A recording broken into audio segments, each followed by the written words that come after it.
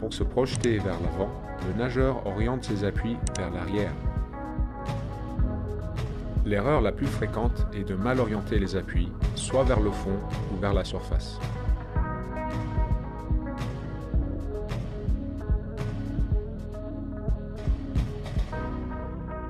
Les nageurs experts utilisent l'intégralité de l'avant-bras et de la main pour se propulser vers l'avant.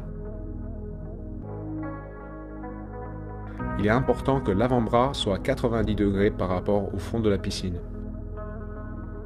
Les nageurs novices ont tendance à tirer avec les coudes en premier et de se servir uniquement de la surface de la main. En nageant de cette manière, les bras ont tendance à tourner dans le vide et le nageur fait du surplace.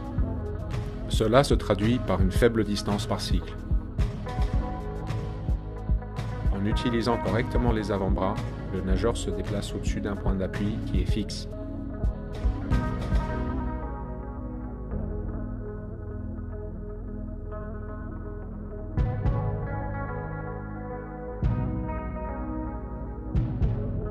Si la trajectoire de la main s'éloigne trop de l'axe central, il y a une perte de force.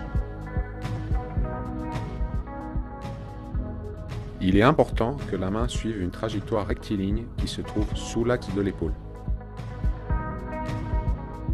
Si l'avant-bras reste bien placé, le coude se décale inévitablement vers l'extérieur.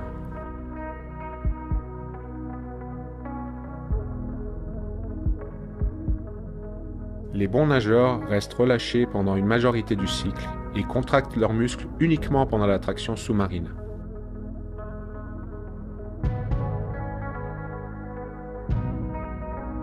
Les masses d'eau sont pulsées vers l'arrière et nous pouvons identifier deux phases de propulsion.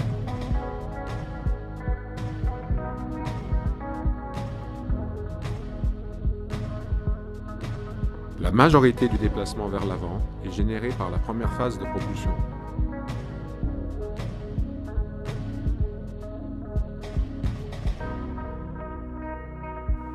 Puisque l'eau est un milieu très dense, il est primordial d'avoir une propulsion continue en évitant les temps d'arrêt entre les phases propulsives. Le contre-exemple en natation est le crawl rattrapé. Le coût énergétique utilisé pour relancer la vitesse après chaque temps d'arrêt peut rendre ce style inefficace.